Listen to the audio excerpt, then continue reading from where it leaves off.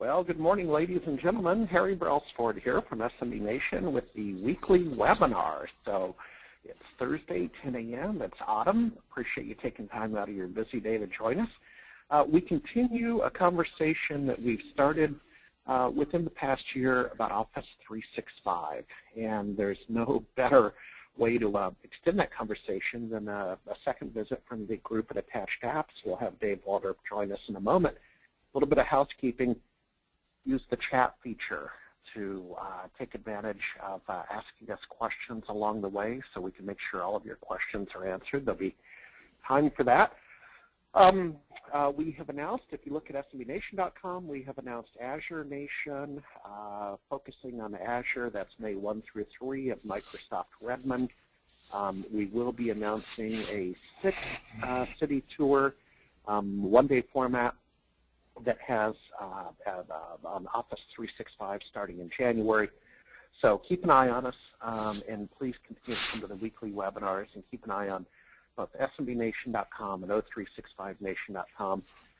If you're online, if you could mute your phones, if you don't mind doing that, so we have the best sound quality possible. And with that said, let's bring in Dave Waldrop. So Dave, how's it going over there in Redmond, Washington? It's going great, Harry. Appreciate the invite and all the assistance you've provided us so far. But yeah, so we've gotten Attached Apps up and running. We actually have product shipping. We have partners signing on, starting to use the product, and also starting to take the product out to their clients. Getting phenomenal feedback from everybody across the board that you know, the apps are really hitting sweet spots. So I'm having a lot of fun with it. Cool. Well, let's get started. Time is always of the essence with this crowd, so let's jump right into it. What are we talking about today? Okay, yeah. So again, my name is Dave Waldrop. I'm the president of Attached Apps. Prior to joining Attached Apps, I spent about 18 years at Microsoft, so probably encountered quite a few of you in that role. I worked on the Microsoft Partner Program in the early days, worked on a lot of SMB initiatives, started the Community Connections program. So, you know, a lot of history with Microsoft, working with channel partners, and of course, prior to Microsoft, I was a VAR as well down in Houston, Texas. So, excited about the opportunity that we've got with Attached Apps to help serve not only the SMB customers but also the partners like you that are serving those customers. So, very quickly, here's a quick agenda. We're going to kind of walk through the market opportunity, talk about our products and add-on services, including how, of course, you make money with our products, and then talk about our partner programs, and then, of course, leave time at the end for questions and answers and discussions. So Heather will be advancing the slides for me, so apologies if you you know, get distracted a little bit by going through the process of telling her to change them. So let's jump right in then. I know there's a common theme. If you had the next slide, Heather.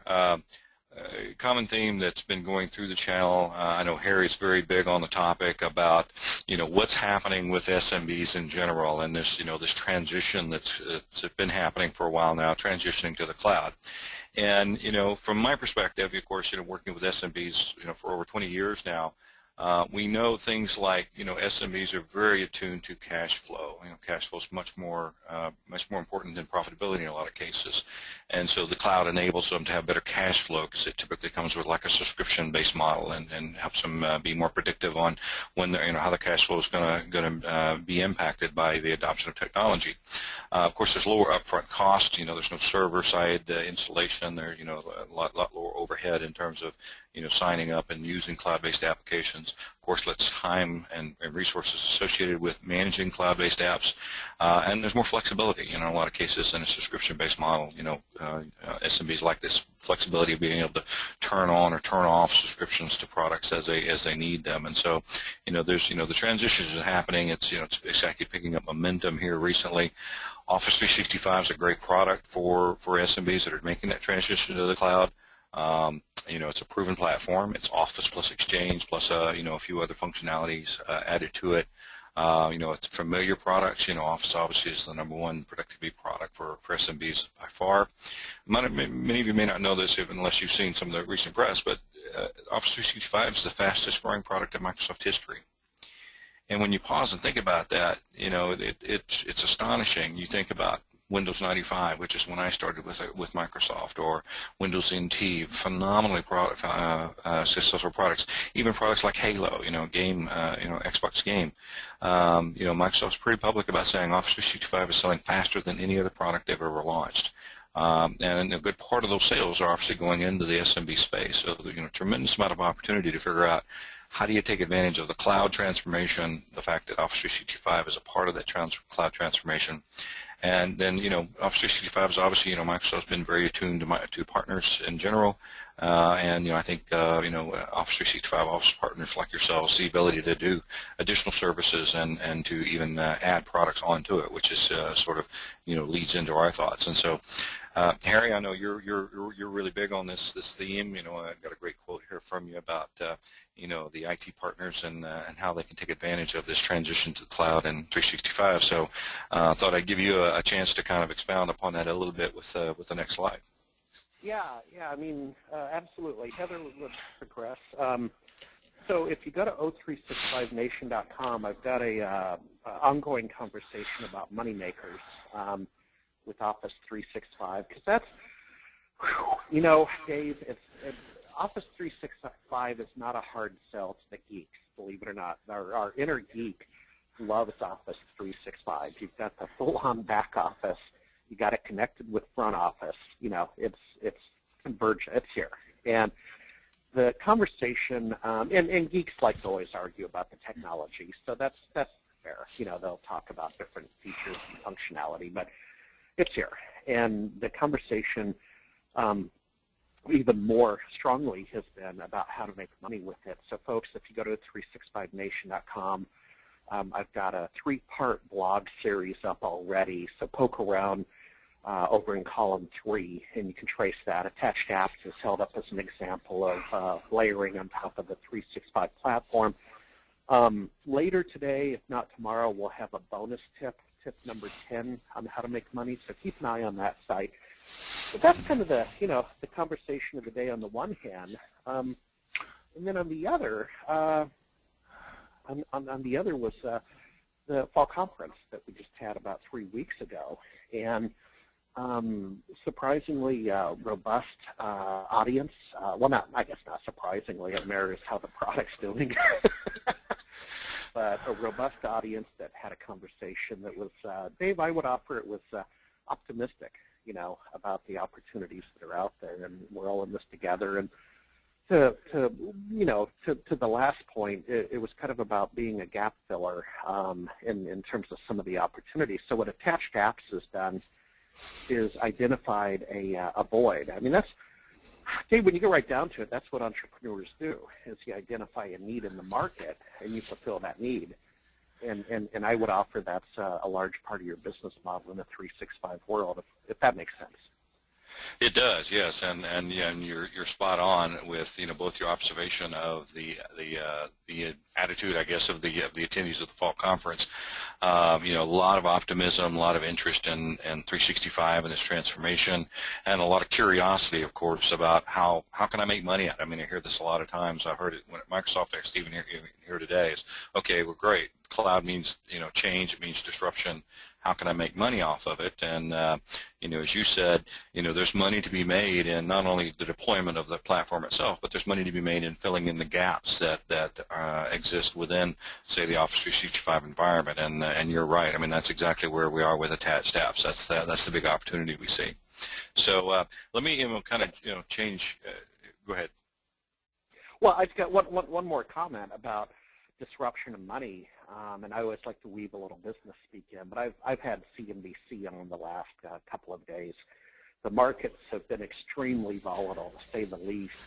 But Dave, there's people making good money. Whenever there's disruption, there's people making money. So, bulls, bears, they make money, and one of our former speakers, CCAT, said pigs get fat, but bulls and bears make money.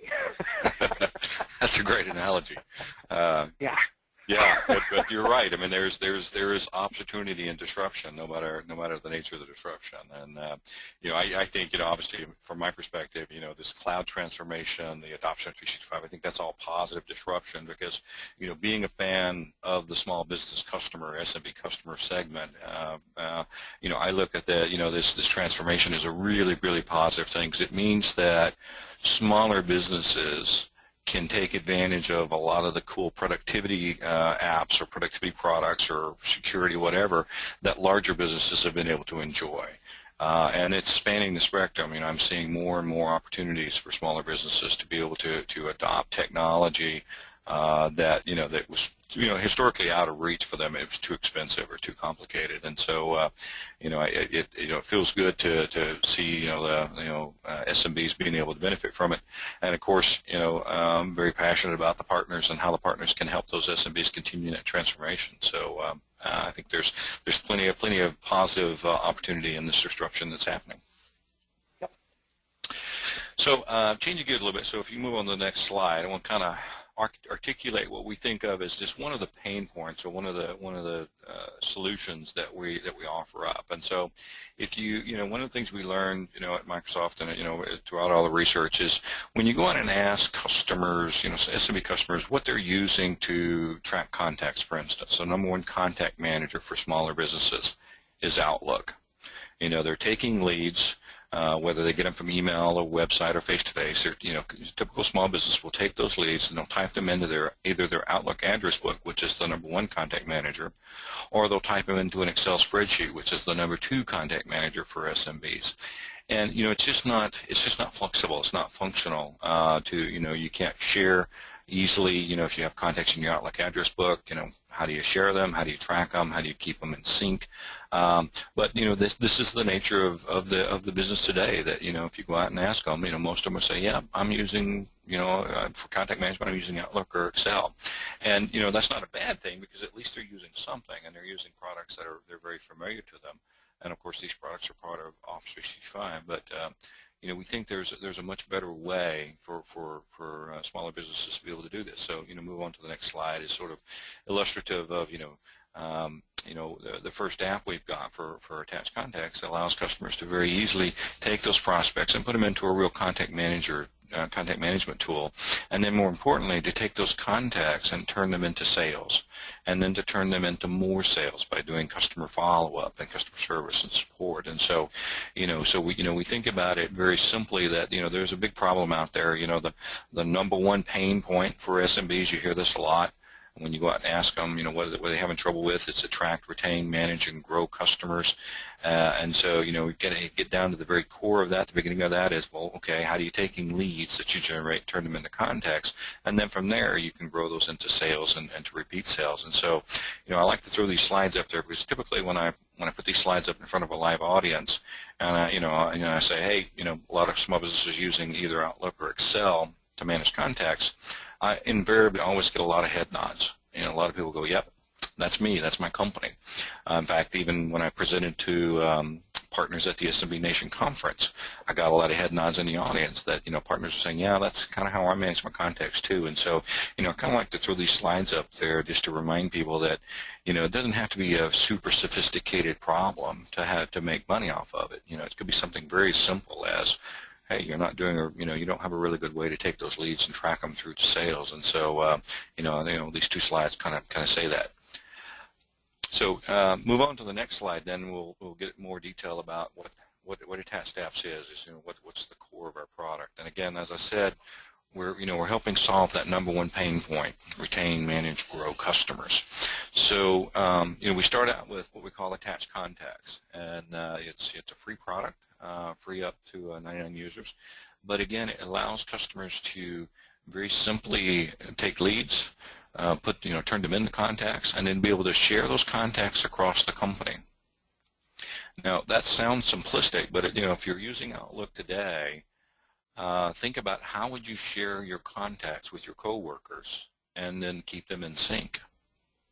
So our Attached Contacts app does just that. We work very closely with the Exchange server, with the Outlook, and so it's at its basis, most base form. It allows you to take those leads, turn them into contacts, and then manage those contacts, share and sync them. From Contacts, we go into what we call Contacts Plus. That removes the user limit. It allows remote admin, allows you to assign specific admins. Very simply priced at $3 per user per month. And then from there, our other apps are designed to run on top of Contacts Plus. We have Attached Sales, which again is simple sales pipeline management. We have Attached Customers, which allows you to manage those customers that they've already bought and turn them into more customers, more revenue. Customer Support, and we have another number of other apps that are there on the roadmap. Pricing structure is very, very simple: $7 per user per month. Customers don't have to commit to a long-term contract. They can turn them on and off as they need to. So, really sort of playing to the customer need that I talked about earlier, being able to manage cash flow. A lot of times you talk to small businesses and you'll hear them say, "I'm paying for something that I'm not using. I hate that." And so we're kind of responding to that with our pricing structure that says, okay, just buy what you need when you need it. Our apps are cloud-based. They're hosted on Azure, so very, very tightly integrated in the Microsoft Azure platform. They're all based on HTML5, so they run on any device, including mobile. Again, it's really, really appealing to that simplicity of using an app rather than heavy software download, but then running across any device, any mobile. And so again, go back to the very simplistic side of it of, hey, you can share, manage, and sync contacts, but now be able to do that, but also do that on your mobile device. Again, that's not something that's easily done today with a lot of products. And like I said, we're very, very tightly integrated with Office 365. Our apps, read the Exchange server side of Office 365, very tightly integrated there, and of course we have tight integration with Outlook. So that's our sort of our model. Yeah, Harry? Yeah, I was just going to again kind of point the readers, if they while listening intently to you, if they want to on screen number 2, but go to 365nation.com, look at yesterday's blog. There's a startup called Grid Vision. Launched on Tuesday. That's a 365 ISV that's doing basically an RMM function against 365, for lack of a better explanation. And the context of the blog is this, is that we're seeing a whole class of vendors, sponsors, ISVs, and OEMs emerge, layering on and supporting 365. And I would offer you were one of the first. I don't know if anyone has an exact count of when ISVs got into the 365 game, but you identified this opportunity early, and Dave, where I end it is we're going to see a whole lot more of this. I agree. People identifying the opportunity. Yeah, and the good news is Microsoft, with the new CEO in place, Satya, they're changing their focus a bit. I mean, I've heard very frequently from a number of Microsoft people, including some very senior people in like the product group for Office 365, that Satya is really telling his teams to put the focus on the partners rather than trying to build out functionality themselves. Go find those partners that are adding this functionality to their most important product, which is Office 365. So yeah, I mean, we've got into the game early. We were actually writing against the Office 365 platform even before some of the APIs were released. So we were doing some work, and now we're obviously working very close with Microsoft as well. The team's very very keen on what we're doing. But yeah, I think there's going to be a lot more companies who are starting to recognize the opportunity around adding value around 365, and of course Microsoft is is now turning the ship, coming around and focusing on those partners like us that are building additional functionality around 365. So it's good timing.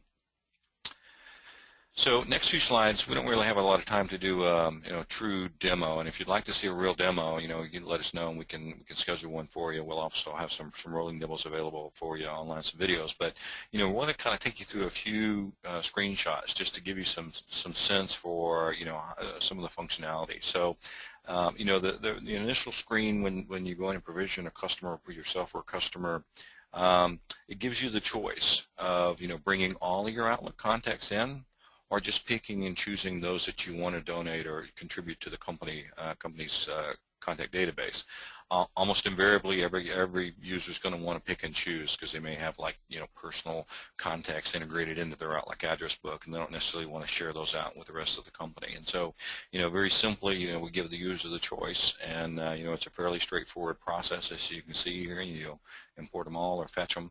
One of the things that I like to kind of branch off here when I'm talking to partners about is this concept of taking contacts out of your personal address book, your Outlook address book, and putting them into a company contacts list actually helps some smaller businesses have a better security policy or better IP retention policy, because now instead of if somebody's got contacts that in their Outlook address book, say they decide to leave the company, well, if they happen to take that Outlook address book, say it's on their personal machine, then there's a chance that those contacts will be lost to the company. And so, some of the partners that we've talked to have said, hey, this actually answers a big problem that we've seen with some of our customers, which is, taking identifying what is company property, quote unquote, and having better control over it. So, the act of taking contacts and contributing to a company's database, a company-owned database of contacts, helps in that regard as well. So, it's not something that we talk about very openly or publicly to the customers, because not all the customers want to understand it. But certainly partners like you, we've heard from you that we should make sure we point out that this actually solves a secondary problem that smaller businesses have. So on to the next slide. Just some really quick screenshots of the integration with Exchange and Outlook. Once you get contacts into the attached apps contact database, you can choose which ones to sync. So we have bilateral sync, which means that if a contact is changed by somebody, if you've synced it, then it'll actually sync back into your Outlook address book. So again, you keep updated with any sorts of changes that are going on with the contacts. And once they are synced, when you open up the contact in Outlook, you'll see your little attached apps sort of logo and bar down at the bottom that lets you know that this contact, even though you're looking at it within your Outlook database, that it's actually synced with the rest of the company, so you can keep track then of which ones other people in the company have access to and are making changes. So next slide. Talking about the integration with Outlook, like I said, we've got out-of-the-box integration with Outlook. You can see a little button there, and my email from Heather. I can click on that attached contacts button, and within the Outlook pane, attached contacts will open up. I see the little button that says, "Hey, Heather's not in attached contacts. You want to add them?" I click that button. Down at the bottom of the screen, you'll see the screenshot where I can come in and without leaving the Outlook, without even leaving the email. I can add Heather into my database, into the attached contacts database, without having to punch out to a separate app. Okay, next slide. One of the things that we've got built into the product that we get a lot of excitement from is we have the capability of doing what's called profiling or email tracking, basically. What this allows us to do is to, if you choose a particular contact, if you choose to profile a particular contact, then what our apps do is it goes out and it queries the Exchange server periodically, and it pulls all the emails that are to or from that particular contact, and it shows them in a screen here, as you can see on screen here. It shows you within the window under the email tab all the email transactions that have gone on with that particular customer. This is very, very powerful, especially for customers who perhaps have a distributed sales team. You've got multiple salespeople touching a particular customer, or you've got an environment where the sales team and the customer service team are touching a customer. It's very easily, very simply be able to open the contact up, see all the emails that have gone on back and forth between that customer, without having to go back over to your Outlook Outlook server, Outlook address book rather, or Outlook I'm sorry, and do a search. Typically the way you do it now is you want to see all the emails, then go to Outlook, you can see all the emails that you sent and received from them, but it's really fairly difficult to find all the emails that have gone on between the customer and anybody else in the company. And so we have this profile capability built into the apps, and we get a lot of customers, when they see that for the first time, they get very excited about the capability of, hey, very simply seeing all the communications. So another one of the elements that are just built in natively to the apps. So next slide. As I've said before, we're very focused on helping partners sell. In fact, the bulk of our go-to-market strategy is centered on partners like yourselves. And so to that end, we built a dedicated partner portal. So you as a partner, if you come in and sign on to our partner program, we'll talk about that in a minute. You'll have a portal where you can log in and you can see all your customers. Be able to track and manage your customers, be able to provision customers within it.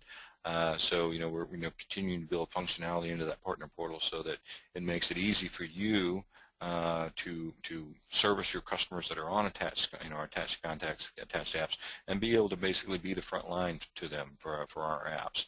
Our interest is in not in selling directly to the customers. We really would rather work with the partners because we recognize the value you guys bring. And so, we're building a partner portal, and we're always interested in feedback on what else we can add to that partner portal. So, next slide. The question we always get is, this is great. How can I make money off of it? As a partner, you're always interested in not only, can you add value to your customers, but how do you make money off of it? So, we have a true partner-first strategy. I've got a long background of working as a partner, but also working with partners. I understand the value that partners bring to companies like that are trying to sell, especially into the small and mid-sized business space. And so we're putting our partner-first strategy first and foremost. It is the core of our strategy. So, how do you make money? So first, like I said, if a customer does come into us direct, we're going to strongly encourage them, quite frankly, to find a partner. Once a customer hits our website and signs up, once we have enough sufficient volume of partners on board, we're going to recommend, hey, you can buy these yourself direct, but we really think you'd be better off being served by a partner, and click here to go find a partner. So we won't bar a customer from buying direct, but we're going to really strongly nudge them towards our partners.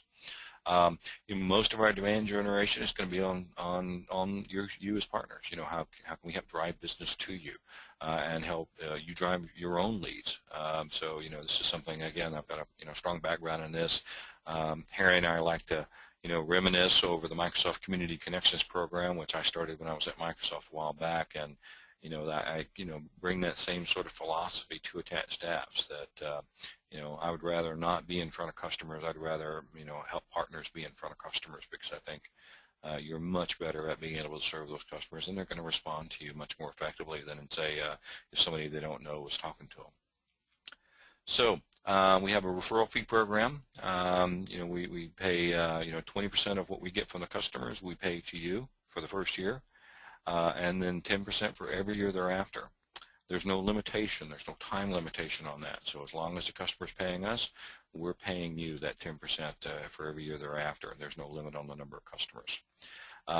We're, as I said earlier, we're ramping up our partner program now. We've gotten quite a few partners on board now, but we need more. And so to incentivize you to sign up sooner, we're introducing what we call the preferred partner program. Basically what that means is we'll double that referral fee for the second year. So instead of getting 10% the second year, you'll get 20% the second year. We'll also give you preferred treatment. You have a partner account manager assigned to you for as long as you're a partner, and we'll give you preferred listing in the partner locator that I mentioned earlier. So when a customer comes to us, we'll recognize those partners that are signed on early as our preferred partners. So that's so next slide. So a lot of partners, okay, that's all fine and good, but one of the things I know from working with partners for so long and being a partner is a lot of you are not really interested so much in how much you can get from selling a product, but what you're really interested in is how can you add services on top of products.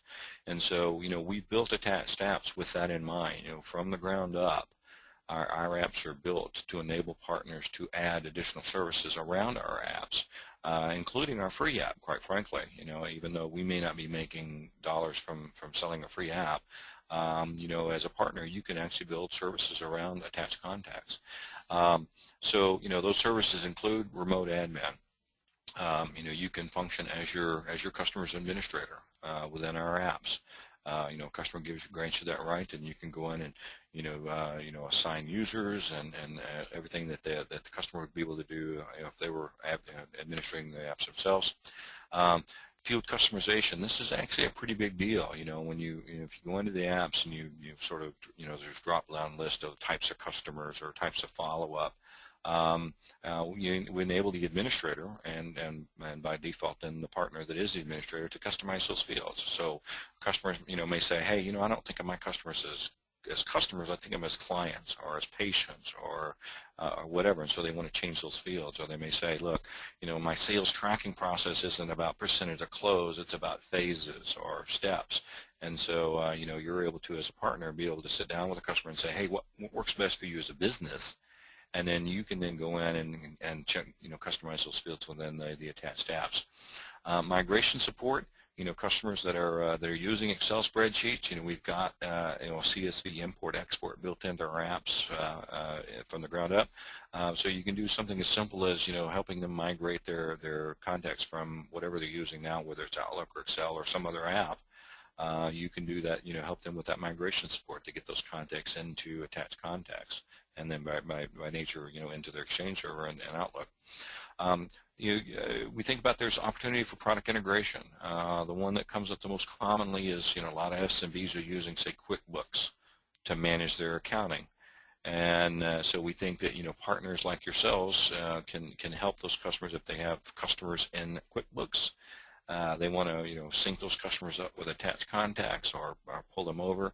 We think there's big opportunity there. There's a number of different third-party products that we hear from customers and partners that, they look at it and go, hey, I've got a Constant Contact or MailChimp or other apps. And so, instead of us building those hooks and those connectors, we'd rather the partners do that. And so we think there's actually a big opportunity there. Ironically, we've had some partners ask about integrating our products with CRM products, which is, Microsoft CRM or Salesforce.com. A lot of, some customers and partners have said, hey, I can see an opportunity to run these apps alongside my quote-unquote CRM product. So, again, there's opportunity that, you may not have thought of out of the box that for taking our apps and integrating with other products. Business consulting, this is a big one. I know, Harry, you've talked about this quite a bit, is, not just being a technology provider to your customers, but being a business consultant. And so we think, having the attached contacts and sales pipeline management, it enables you to have more of a business conversation with your client than perhaps if you were just going in there selling them just technology. I mentioned earlier about the company IP. Well, these contacts, personal contacts, or the company contacts. I mean, that's in my mind, I can envision that's a pretty interesting conversation to have with a customer. It helps you then. It puts you in a different light, quite frankly, with a customer. It helps you break out of you're the IT guy, and helps you build that relationship with the customer, saying, I'm really interested in helping you with your business, not just in selling you IT. Huge topic that comes up a lot is verticalization. Are we going to release a version of this for law firms or for manufacturing firms or for accounting firms? And right now our strategy is to not do it ourselves, but allow the partners to do that. I was talking to a partner yesterday, and he's got a specialty in HVAC, heating, ventilation, air conditioning companies. He said this would be great for HVAC companies. Are you going to build a version of this for HVAC? And I said, well, what if we didn't do that? What if we allowed you to do that? And then if it works, we can actually promote you to across other partners or other customers. And so very excited about the the concept of partners building, taking our apps and using them almost as a platform to build vertical apps. And if that works well, it's good. The partner does a good job of it, we'll help you promote it out. And so instead of us doing the verticalization, we really rather partners do that. Coming very soon, you can see I want to write a graphic that kind of demonstrates some of the concepts of what we're going to enable. Is we're going to enable partners to have a tile basically within the dashboard. So over on the right, you see a representation of the customer dashboard. We're planning to enable partners to have a tile there where you can populate your own content. So when the customer gets into the attached apps dashboard, they'll be able to see your content. Allow you to co-brand it. You can see up there at the top, the partner ring. So not only will they see content that you're pushing to them through the tile, but they'll see that this is a product that was brought to them by you. We're also going to enable partner billing. Today, you send the customer to us, and we actually bill the customer, and we'll pay you the referral fees. We recognize that some partners would rather, bill the customer themselves. You may already have an existing billable relationship with the customer for some of the services you're selling, or if you're an MSP, and so we'll enable the capability here in the relatively near future that for those partners who choose to, we'll enable you to bill the customer for the attached apps, and then of course we'll bill you at a discounted rate. So that you can get your revenue share that way, rather than us billing the customer and paying you a referral fee. So these are just some of the ideas, some of the things we've got built in now. We're obviously very interested in hearing from partners about other ways.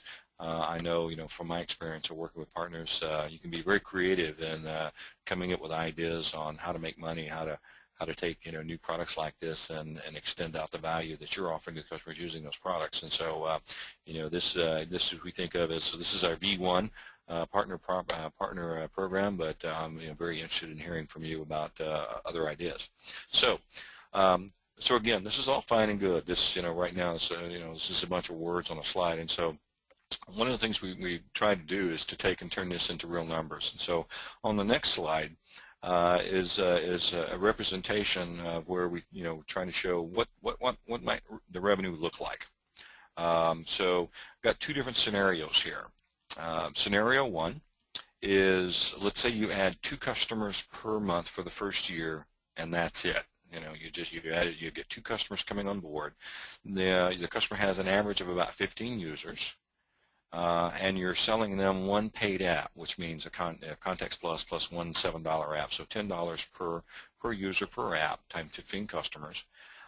And you're able to bill an additional $3 per user. Say you're providing remote administration and customization support, and so if you've got a services model, and let's say you're able to add another $3 per month because you're helping them administer their contacts and sales apps. So we put this into a simple spreadsheet.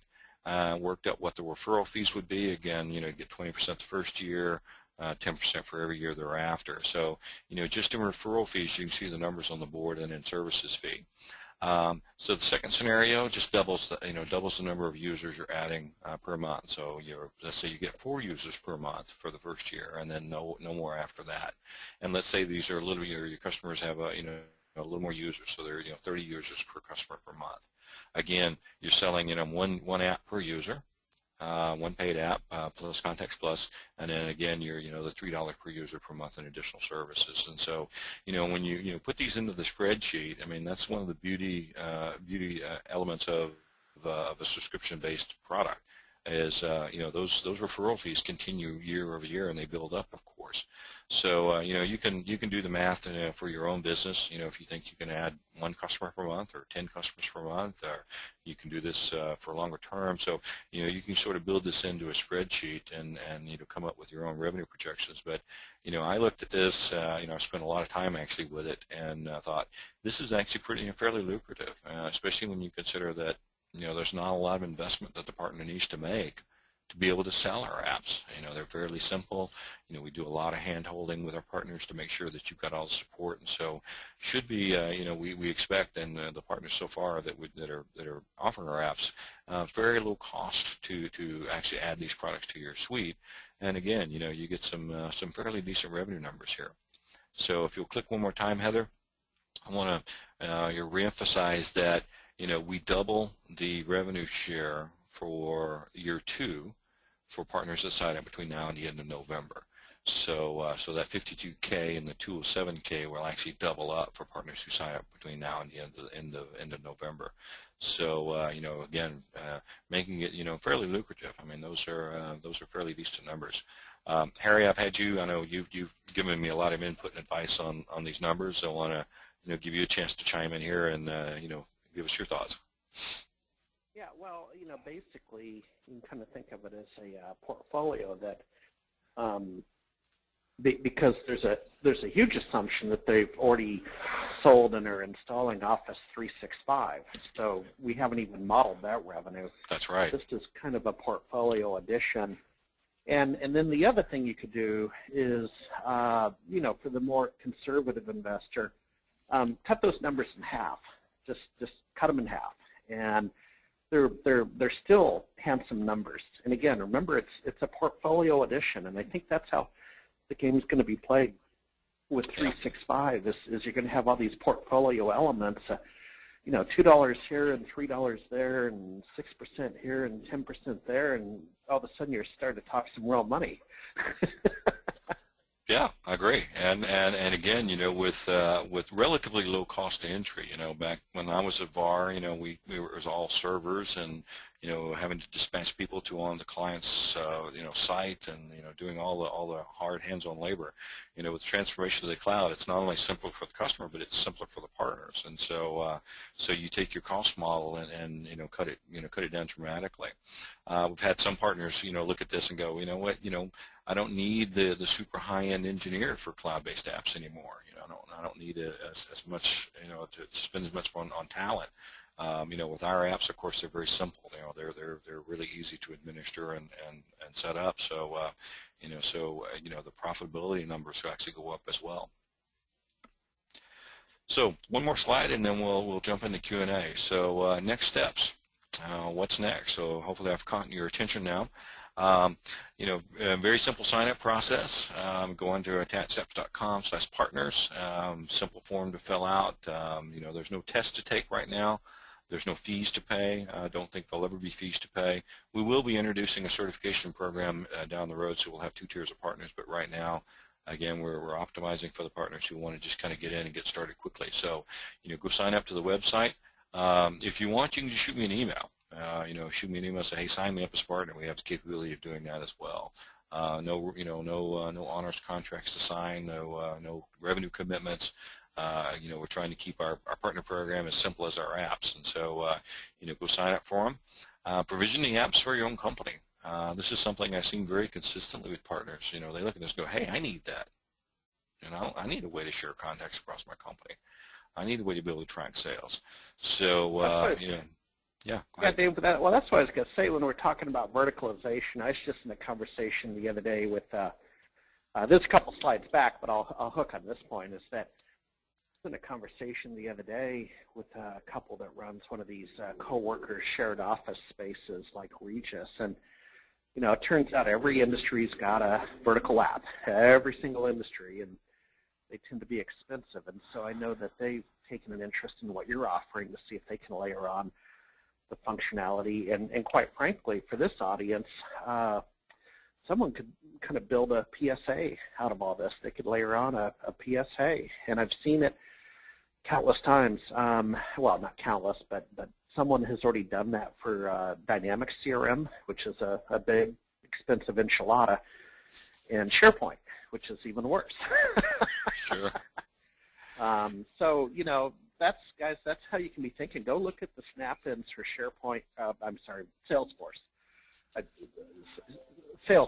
and look at the snap-ins for Salesforce, and then look at the snap-ins for Dynamics CRM, and you can probably, you know, grow your own on top of this platform. But we do have some questions, so Dave, maybe if you want to start to bring this home, and I'll ask you some questions.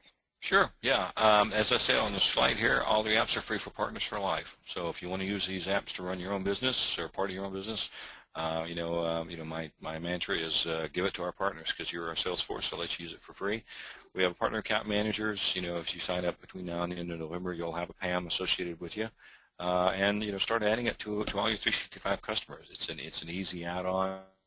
You know, go to the customers that are, you know, either have already bought 365 or buying 365 now. Hey, would you like to share contacts across your company and add attached contacts to it? I should note here, we're talking a lot about Office 365. Our apps do run against any Exchange installation pretty much, hosted Exchange or on-premises Exchange or even small business server Exchange. So, you know, though, you know, we're focusing on the Office 365 opportunity, there is a capability of our, you know, for our apps to run against an Exchange server. So don't want to leave the partners out that aren't selling 365 or don't have 365 customers right now. So with that, let's move on to some of those questions, Harry. Okay, so here we go. Difference between the Contacts app and the Contacts Plus app. The individual goes on to say, the total price for the apps, oops, the screen moved up, we have questions coming in. total price for the apps on the slide is $24 per user per month then. So I think what they're saying is with the full offering, the optics that make it appear it goes from free to $24 a month as you look at that one slide.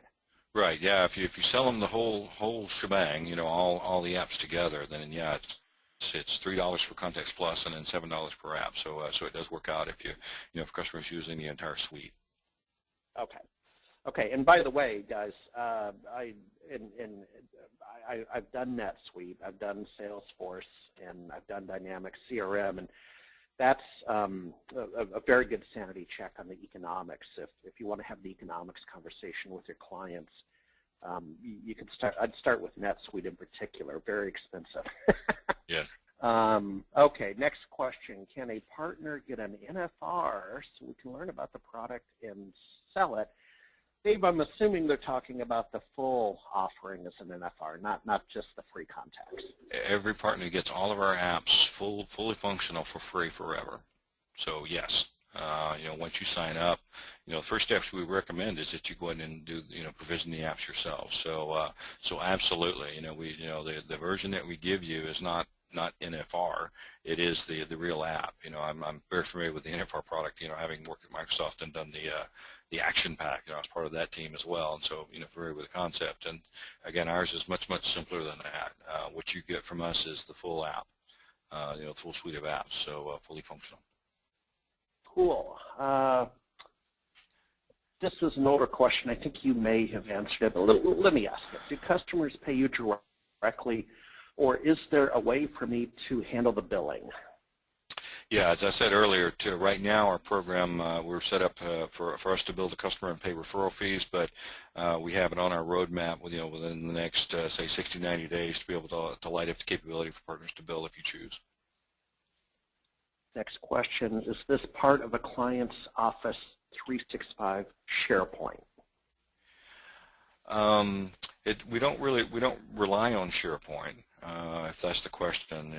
I think that's how I would interpret it. Yeah, I don't think you have a dependency on SharePoint. You can certainly get along with SharePoint.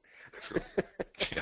Yeah, but a lot of smaller businesses especially don't understand SharePoint. And SharePoint, quite frankly, is not targeted at smaller businesses. It's really targeted to enterprise. So, we made the decision to not couple ourselves to SharePoint, which then that makes it much more interesting for partners because you no longer have to ask the customer if they have a SharePoint installation before you can sell them our attached apps.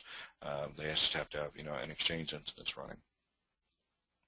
I'll make up a question. I got a couple more, but I'll make up one. I'm looking at the attendee list. I see we have Lean, a longtime SMB Nation fan over in just outside Amsterdam in the Netherlands. So Lean, good day to you. It's starting to get into your fairly well, starting your evening, getting a little bit deeper into your evening. So Dave, the question for Lean in Amsterdam that I'm going to make up is, do you have support? I know you're an English product, but can someone in the UK or the Netherlands or what have you use your product?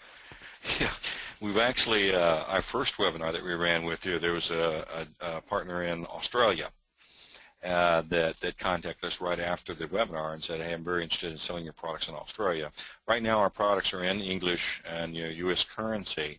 And so I got on the phone, the guy's named Sheldon in Australia, and he represented that there's a huge opportunity in Australia because Microsoft had an exclusive license with the telco down there called Telstra, and that exclusivity's expired. And so now partners like him are seeing a lot of opportunity to go in and sell 365. He saw our products and said this would be perfect for him to go in and add additional value to those customers. And so had a long conversation with him, very entertaining conversation as usually is with anybody from Australia and New Zealand.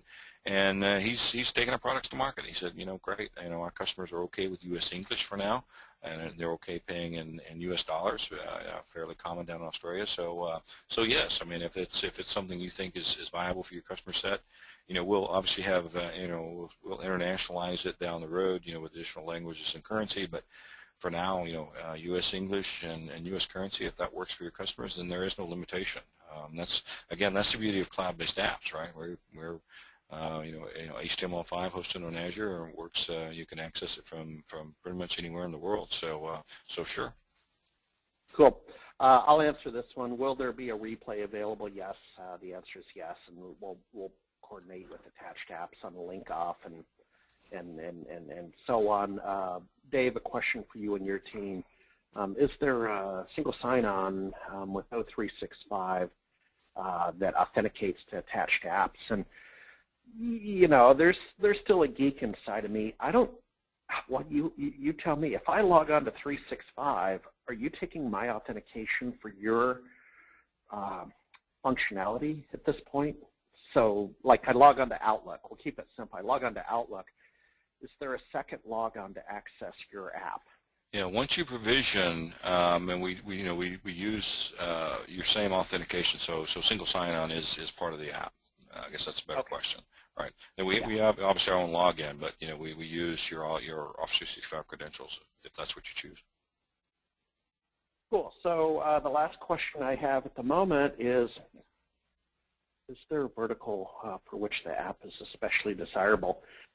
And Dave, I think you and your partners in particular, have a little bit of a legal or law firm background. I mean, maybe that's one answer. That's true. Yeah, the genesis of the app was designed as a legal practice management app on top of 365. You know, because our founders have experience in that market. And then you know they decided there's a much bigger opportunity than just coming out with a legal version of it. So legal is certainly a target market. What I've heard from partners so far, the most consistent is realtors. A lot of partners have said, you know, realtors could really use this. And then, you know, more generally, professional services. So you know, think about a type of company that would take leads from, say, an ad campaign or, you know, leads that are coming in via email.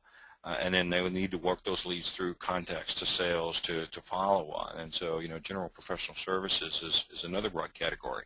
But, you know, we don't really, there's no one killer vertical right now. There's, you know, not even exclusionary. So an example I like to use is a plumber. You know, a plumber may not have the need to do sales pipeline tracking.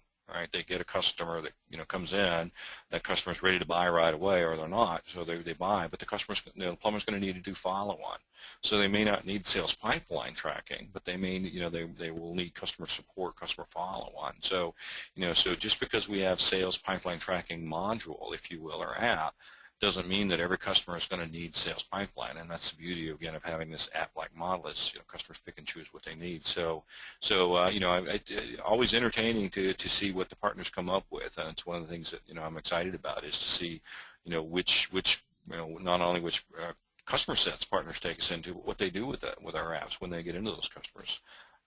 So yeah, you know, real estate, realtors seems to be the most dominant, and then more broadly, professional services, any sort of professional services. Yeah, and folks, I would also nominate association management software, so groups and associations. I'm always amazed at some of the offerings over in that field, and also how many associations there are out there. Not-for-profit organizations and so on. But, well, we're out of questions. The Dow, I just glanced, the Dow is 50 points in the black, so that's, boy howdy, that's better than where we started. So maybe, Dave, we better end on a good note. Yeah, we'll take credit for the stock market recovering. I say, you know, exactly. During the course of the webinar, we should do this more often. Yeah, absolutely. Well, thanks so much for joining us. Folks, you'll be receiving a follow-up email with additional information, and feel free to reach out to Dave and his staff. And Dave, I'd encourage your staff to reach out to the folks on the webinar as well so we can get a dialogue going, and thank you very much. Dave, the final word, anything you want to highlight on that slide that's still up? Yeah, looking forward to having partners come on board. Like I said, you know, this is part of our DNA. It's, you know, it's part of my passion. I think there's real opportunity here. You know, with attaching to 365. You know, it's a fast-moving train, and you know, I think partners have a great opportunity to take advantage of that. And you know, we're ready to help you do that with attached apps. Oh, quickly, 2 more questions rolled in. You always have to say that to get 2 more in. So we're almost at time, folks. So quickly. is there an add-on for the Outlook client that needs to be deployed? So are you putting an add-on inside of Outlook, Dave? So out of the box, or I say out of the box, that's showing my age, isn't it? At provisioning, there is Outlook integration without adding a COM add-in. We're in the final stages of developing a COM add-in, so if your client wants additional functionality within Outlook, there will be a simple COM add-in that we'll be releasing here in the very near future, and it'll give you additional functionality. So, short answer is you don't have to have a COM add-in to get Outlook integration. What I showed on the screen earlier, by the way, did not have a COM add-in. That attached context link shows up in your Outlook, and you can do the drop down. The COM add-in will give you a lot more functionality. It's pretty cool. So, yes and no. Yes, we have a COM add-in, but no, you don't have to have it in order to get that basic Outlook integration. All right. Final question today is: does Attached Apps provide live technical support to partners? Yes. Yeah, the partners that our preferred partners, and that includes partners that sign up between now and November. You'll have a dedicated partner account manager that you can email, or you can chat, or you can pick up the phone, whatever works for you. Obviously we have good online support for customers and partners, but we want to make sure those partners that are committing to us that you get as much support as you possibly need, and so yeah, you'll have a live human to be able to work with. All right, well, that brings us basically to time, folks. I'm coming to you live from the Western Washington Summit in Paulsbo, Washington, a technology group called WSTA. It's their annual luncheon, so I better scoot and go hear their speakers, but more importantly, we better get everybody back to work. Thank you for joining us. Dave and team, thank you for joining us, and guys, we'll see you on the flip side. We'll see you next Thursday. Thank you so much. Thank you, Harry. Bye-bye.